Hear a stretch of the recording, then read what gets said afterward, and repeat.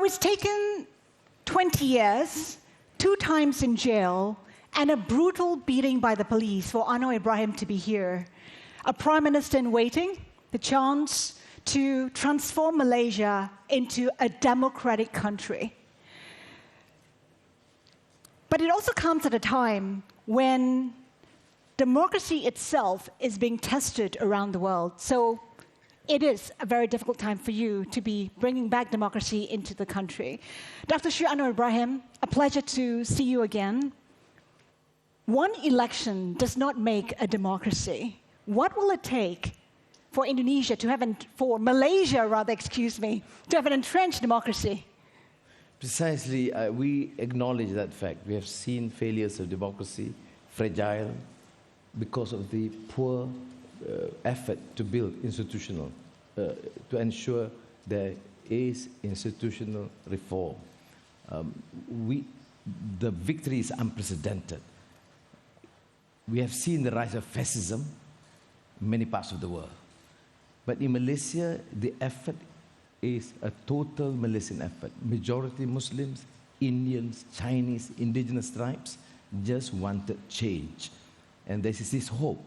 So it is the duty of the leadership of this new government to ensure that we build institutions strong enough, formidable enough, that nothing would allow, not return to authoritarianism in the guise of democracy, but to build strong institutions that protect democratic accountability.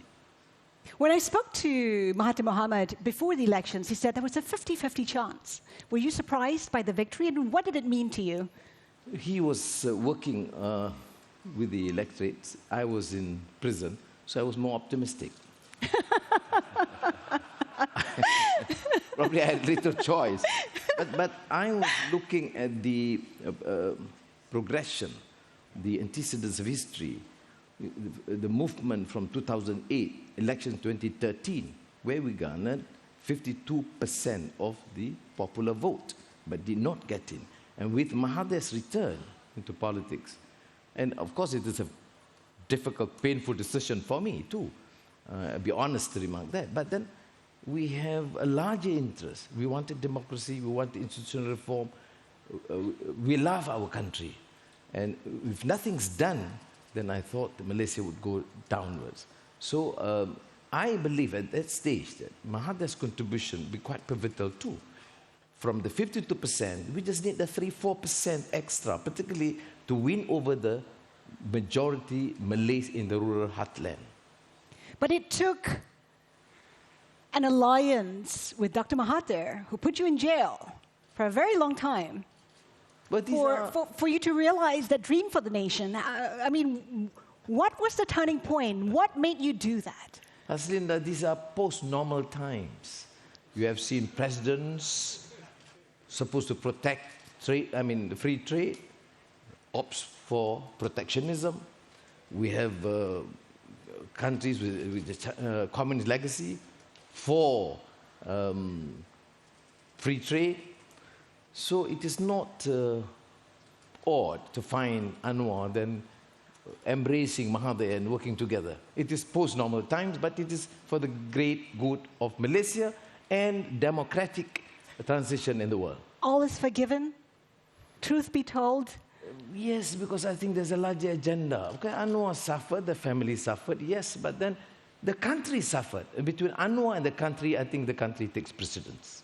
How has it been so far in this journey towards democracy and greater governance in Malaysia? Have you been satisfied with how Mahathir has handled the whole journey? Well, credit to Mahathir is because he has that clear commitment to undertake these reforms. And people were, of course, cynical initially. But last week, when he tabled the midterm review, he was chanting Reformasi 7 times. I mean, the Reformasi was the movement established to actually battle and fight against him. But this man had this commitment, and I think general Malaysians would certainly accept that the fact that Mahathir is now committed to the reform agenda, judicial independence, free media, and we have seen that. And of course, a major problem faced by our country is the squandering of billions and endemic corruption. We have to be very tough. That's why I prefer to use the term democratic accountability than just a movement towards democracy. Let's talk about democracy and Islam. Some people in the West have raised concerns about your deep roots in Islamist policies. We've seen how that's turned out in countries like Egypt, in Turkey. How would you balance the two when you become the Prime Minister? Why will it work in Malaysia? It has worked in Indonesia, the largest Muslim country in the world.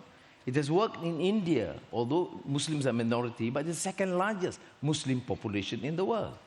It has not worked in Egypt because I think probably they're too familiar with the tradition of Pharaoh. Too long, probably. It will take some time, hopefully not too long. But otherwise, Malaysia, I think, has a role to play, to show. It's a showcase to the Muslim world too, that there is compatibility, not so much about Islamist or otherwise, but there are universal values that we uphold. And we won not just because of Muslim support, we won because of almost total support of the Hindus, the Christians, the Buddhists. And we have to acknowledge that. And this, again, is contrarian, runs contrary to the general norm, where fascism is on the rise. And we have disproved that theory that the trend now is towards nationalistic or narrow nationalism and fascism.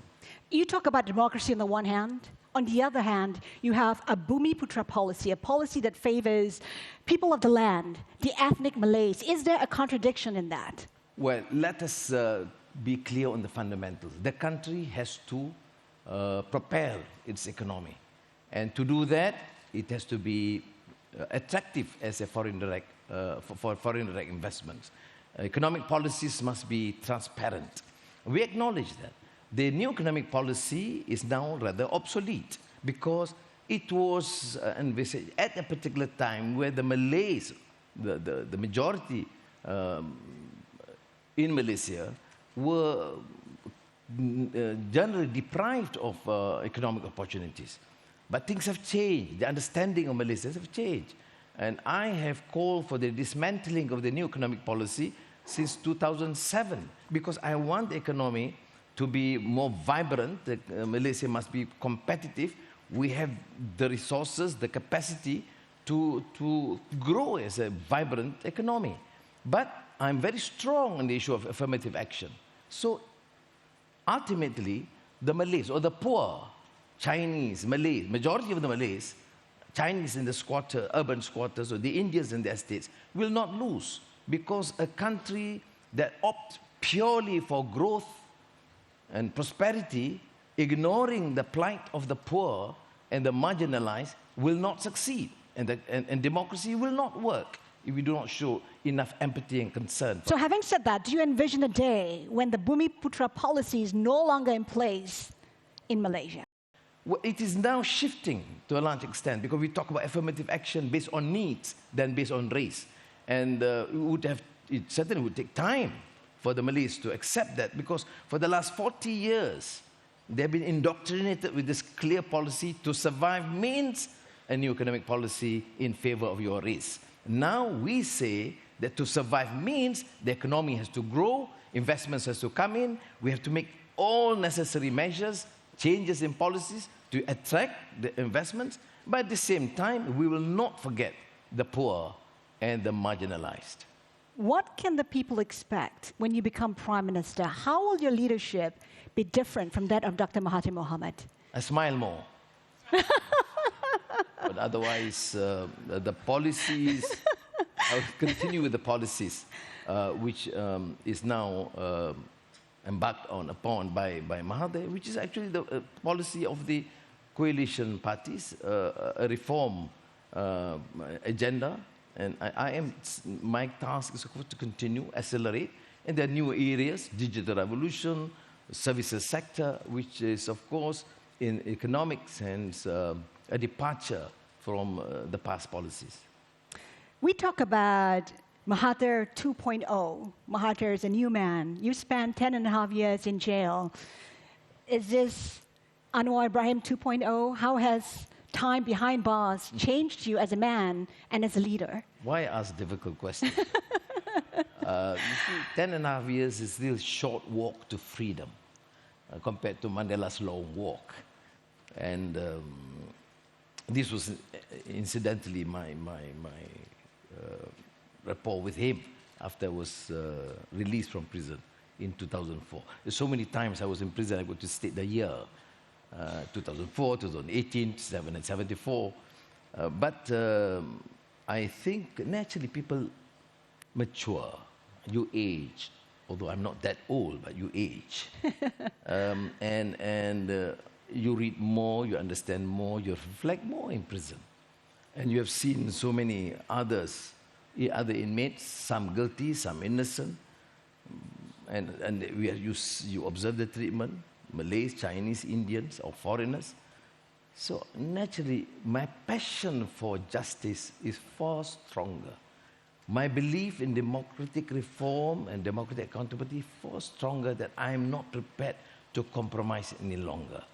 My belief, again, on the necessity for economic reform, for countries to evolve, rid the country of corruption, to be attractive for foreign investments, is a conviction. I don't believe there's any other choice. And if you say what have changed, yes, you're more humble, you're more forgiving, and you realize that without forgiveness and compassion, the country will not grow, and you will have this inherent sickness in your heart. And I think I want to get out of it. How did you spend time in jail? I know you were a voracious reader. I was in your library soon after you were released, and all the walls were labeled. What did you enjoy most? Sleep. But, people tend to... It was solitary confinement. It was a solitary confinement. You have your freedom, no interference in that sense. But of course, you read as much as possible. You also sing. Some people take the pretensions that you're very serious, you meditate and read. Not true. I mean, I do meditate, I do read a lot. I have no interaction with people. People can't see me. I can't talk to them except saying hello to the guards. But I do relax and sing and joke a little. And so, but otherwise read. You read hundreds of books. Whatever is written by Kissinger, you read. Whatever the report by the IMF, I have to read. Whatever I gather, I read. Some quality books, some mediocre, but everything. All the new writings, Piketty or the old writing, Rawls or Galbraith that I love, all the old classics, and Shakespeare again, after 4.5 times rereading the entire works of Shakespeare. And so my advice to you is that you really find difficulty getting time to read, go to jail and read. That's an upside.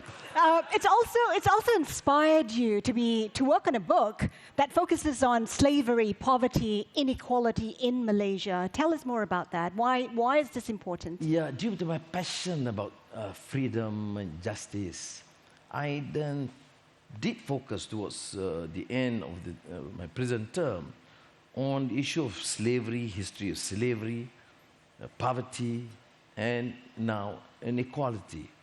And I thought that there's no meaning, no sense in talking about freedom and justice. We don't deal with these issues that is inflicting so much harm and suffering to so many lives throughout the world. What are your main concerns today for the world as we talk about anti-globalization, turning back policies which were put in place for the betterment of the world? What are some of your concerns as you prepare to be a leader? I'm a small guy, village head, and there's so many experts here. I don't want to be pretentious, giving some great ideas. was following some of the programs, trade war and digital revolution, all this. But I think what the world needs, of course, some ethical concerns, bring back humanity, and in governance, good governance. I think these are central issues that we have to bring back to the world. My dream is, of course, to make sure that people see those holding power are there to serve for the good of the majority and not to squander wealth or to inflict harm or injustice in the name of religion or race or ideology. And that is, I think, what we need in this world. On the issue of governance, we have to bring in one of the biggest crises that Malaysia has faced, which is 1MDB, which is still being investigated right now. What contributed to such an injustice in the country? It's the failure of governance. I mean, you allow corrupt leaders to go there and squander as much as possible, and the elites were muted and complicit to the crime. International financial institutions, and Goldman Sachs, of course, are named. So many others. I mean, complicit to a crime when you know for a fact that billions have been squandered from the public purse. I mean, I was, of course, then opposition leader. I was the first member of parliament to bring up the issue of 1MDB in 2010. But I did not envisage that this squandering would go to this extent. And which means it's an entire failure of our system. The judiciary compromised, the media muted, the enforcement agencies were all in the payroll of the leadership. And worse, financial institutions, international financial institutions that we depended upon, or leaders in Western governments have been harping about democracy and freedom and justice. Not that they were complicit in the crime, but then they were just seemingly tolerant of the excesses.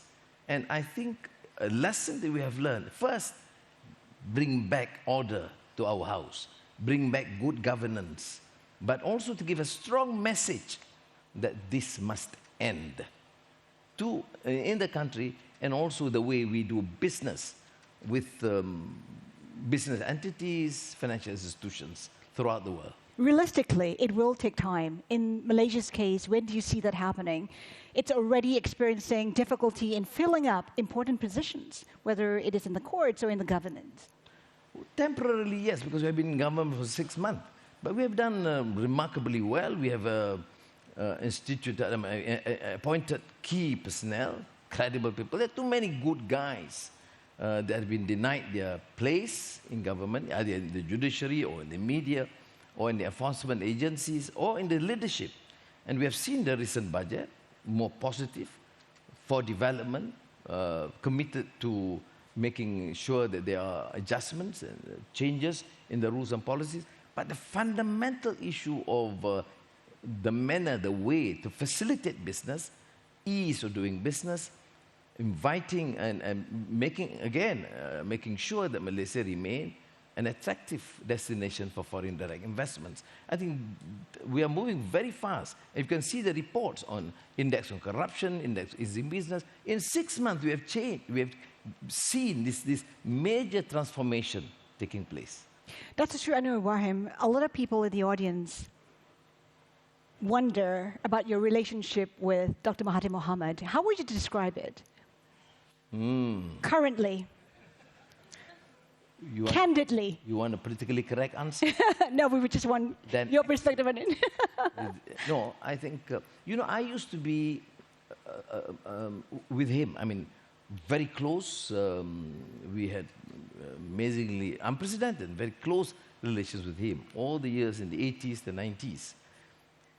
And then it was one of the nastiest battle in modern times in Malaysia. But then, so we had both that experience in hindsight. But again, after we were able to resolve because we said, look, we have to work together to save the country.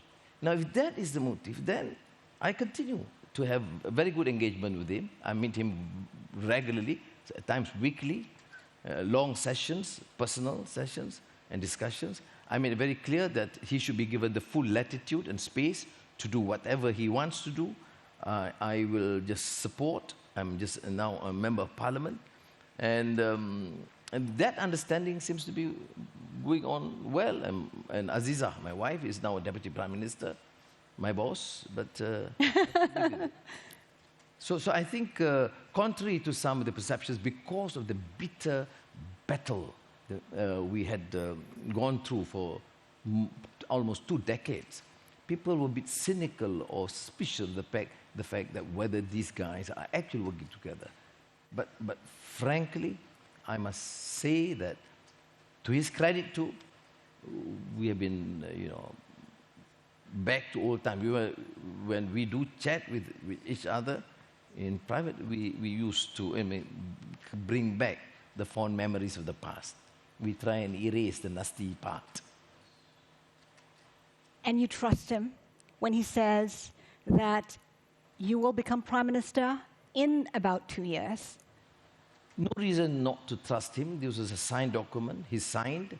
This was an understanding in January, prior to the general elections. And when I was still in prison, I was not part of that arrangement, but this was by all party leaders. And he has been reiterating that point consistently, and there's no reason why I should bother to worry, because I think for now, given a choice, I wouldn't want to talk about it. You know why? He should be given a free hand, the space and the support to undertake these reform measures, which are tough. We have been used to a system of governance for the last 60 years. Term democracy, but authoritarian. And of course, Mahathir was familiar with that system too. But now he has embarked on a new Malaysia. And I think he should be given all the support possible by all Malaysians. Dato' Sri Anwar Ibrahim, just one final question. Your vision and your dream for Malaysia in this new dawn for the country? As I said, and I would like to reiterate, that I want Malaysia to evolve, to mature as a democracy, strengthening the institutions, which means democratic accountability, to prove that a developing country, a Muslim majority country, will rid its country of religious bigotry, racism, and propel the economy. Because without plain economic growth, we can't talk about distributive justice. I don't want to distribute poverty. If you want to distribute wealth, it has to be vibrant growth. And I think, and of course, I believe that it is not just economics. We want cultural empowerment of our people too. With these new challenges of artificial intelligence, digital revolution, I think we have to move forward. Prime Minister in waiting for Malaysia, Anwar Ibrahim. Ladies and gentlemen, thank you.